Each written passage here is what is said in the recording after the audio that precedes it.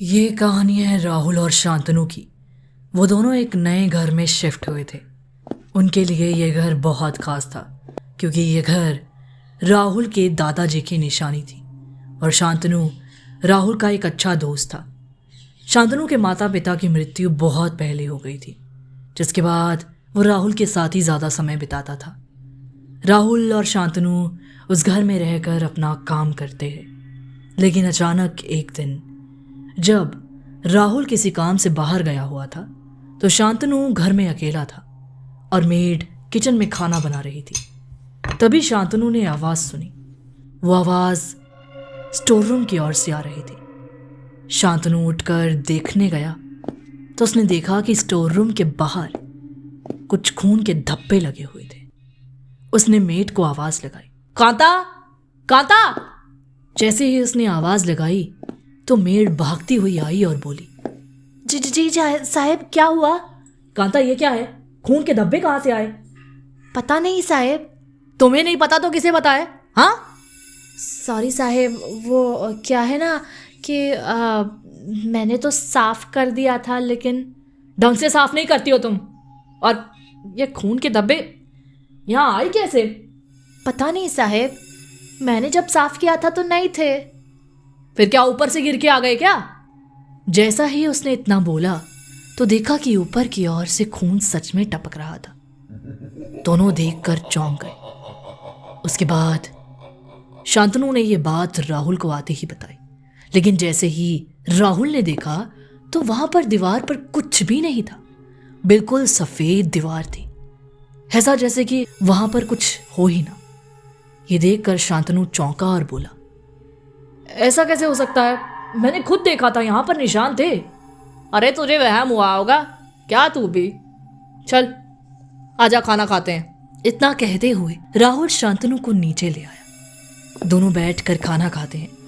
ठीक रात 9 बजे मेड वहां से चली जाती है। दीदी, कल टाइम से आ जाना। ठीक है साहब। शांतनु ने इतना कहा और दोनों अपना कमरे की ओर जाने लगे।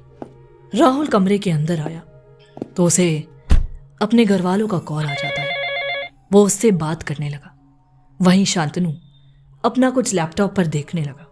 ठीक है बाबा, चलिए मैं फिर आपसे बात करता हूँ। हाँ, सब ठीक है। इतना कहते हुए राहुल ने फोन रखा, जिसके बाद शांतनु राहुल से आकर बात करने लगा। क्या बोलते हो फिर? बिजनेस का कर ले कुछ इंतजाम? हाँ, आधा इंतज़ाम तो हो ही गया है। बाकी मैंने पापा से अभी बात की, वो कह रहे थे कि फैक्ट्री वगैरह का है तो कर लो। मैं बात तो करके ही आया हूँ आज। ठीक ठाक रेट पे दे रहे हैं तो करते हैं। फिर घर से ही शुरुआत करें क्या? घर पर कुछ माल ला के रख देते हैं। हाँ, यहीं पर रखना पड़ेगा, इतना बड़ा घर है, क्या करना है इसका। बाकी जब पापा और मम्मी आ जाएंगे तो सामान निकाल देंगे। धीरे धीरे वहाँ पर भी तो सामान जोड़ना है ना। हाँ वही, तुम चिंता मत करो, तुम भी यहीं पे रहोगे हमारे साथ। नहीं, मैं तो कोई चिंता नहीं कर रहा था। पता है मुझे क्या सोच रहा है तू। तेरी रग रग से वाकिफ़ हूँ मैं। देख, मेरे मम्मी पापा भी आ गए ना तो भी तुझे यूँ अकेला नहीं छोड़ेंगे। तेरे लिए एक इंतज़ाम रहेगा, समझा? तू मेरा साथ दे रहा है इस बिजनेस में, तुझे अकेला नहीं छोड़ूंगा। हाँ चल ठीक है, फिर सोते हैं। हाँ, गुड नाइट। इतना कहते हुए शांतनु अपने कमरे में और राहुल अपने कमरे में चला गया। कुछ रात के तकरीबन 10:30 बजे राहुल कमरे में लेटा हुआ था और उधर शांतनु भी कमरे में सो रहा था। तभी अचानक राहुल को बहुत ही अजीब सी आवाज आती है, जैसे कि कोई जोर से बर्तन गिरा हो। राहुल उठा और उठकर देखने लगा।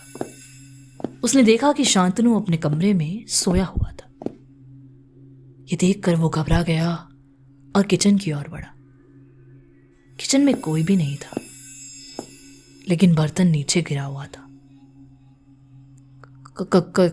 कौन है? कौन है? राहुल इतना बोल ही रहा था कि उसे सुनते हुए शांतनु भी बाहर आ गया और शांतनु ने कहा, क्या हुआ? मैंने देखा कि बाहर कोई था, आवाज आई बर्तन गिरने की। आवाज? मुझे कोई आवाज नहीं आई। ऐसा कैसे हो सकता है? इतनी जोर से तो आवाज आई। मुझे नहीं पता, तू ज़्यादा ही खराटे लेकर सोने लगा है। नींद को थोड़ा कम कर, काम पे ध्यान देना है। हाँ ठीक है ना, अभी तो सो जा। हाँ जा रहा हूँ, गुड नाइट। इतना कहते हुए दोनों फिर से अपने कमरे में चले गए। उसके बाद अगली सुबह मेड आई तो शांतनु उससे खाना बनवाने लगा। राहुल भी उठकर आया और खाना खाते हुए कहने लगा, सुन, मैं क्या सोच रहा हूँ कि ना आज काम देख कर आते हैं दोनों जाके, और फिर शुरू करवा देते हैं फैक्ट्री का सामान सारा रखवाते हैं।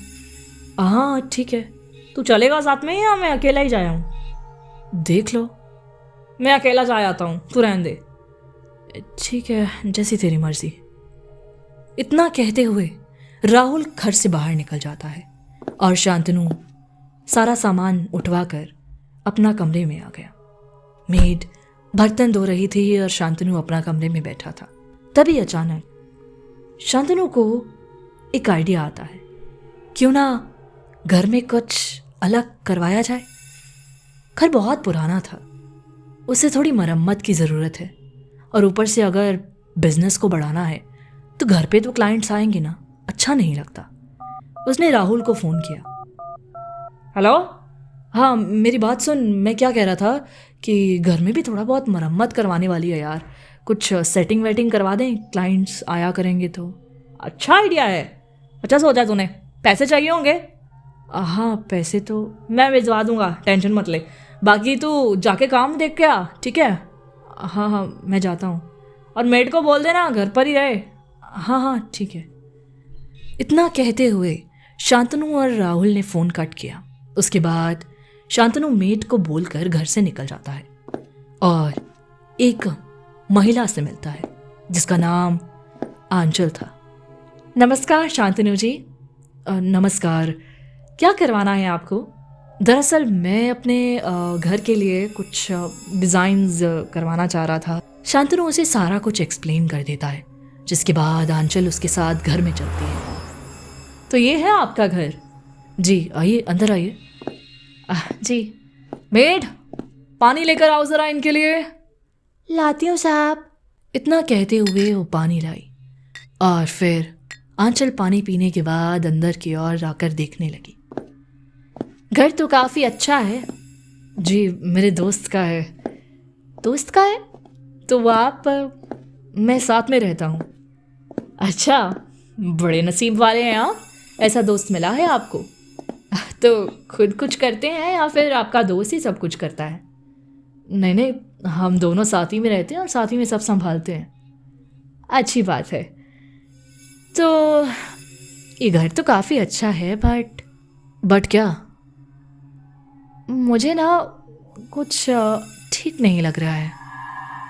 मतलब? पता नहीं। इतना कहते हुए वो आगे की ओर बढ़ती है।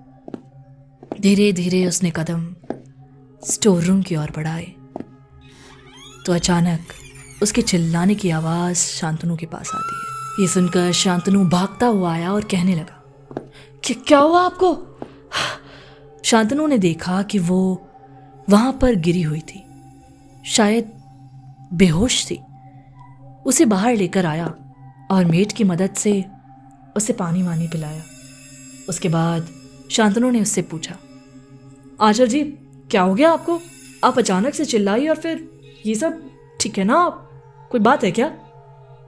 ये घर ठीक नहीं है शांतनु जी। मतलब? इस घर में कोई गड़बड़ है। वहाँ पर मैं गई थी ना, तो मैंने कुछ महसूस किया। वहाँ पर कुछ अजीब है। ये घर ही अजीब है। मुझे नहीं करना इसका काम। अरे रुकिए, सुनिए तो।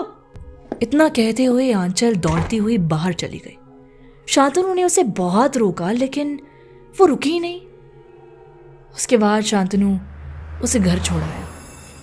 वापस आकर शांतनु ने ये बात रात को राहुल को बताई। राहुल ने कहा कि अगर ये नहीं तो कोई और काम कर देगा, मैं किसी से बात कर लूँगा। राहुल ने अपने एक जानकार से बात की और काम करवाना शुरू कर दिया।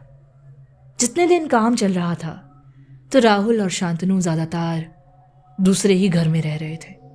लेकिन एक रात अचानक से उनका काम करने वाला एक मजदूर वहीं पर मर जाता है। और मरने की वजह हार्ट अटैक आई। ये बात शांतनु और राहुल को हजम नहीं हुई। उसकी उम्र अच्छी थी और ऐसी कोई दिक्कत भी नहीं थी जितना बाकी कोवर्कर्स ने बताया। तो अचानक से उसका इस तरह से मरना, कुछ लोगों का कहना था कि उसने कुछ अजीब सा वहां पर देखा। उस घर में क्या सच में कुछ अजीब था जो राहुल और शांतनु समझ नहीं पा रहे थे?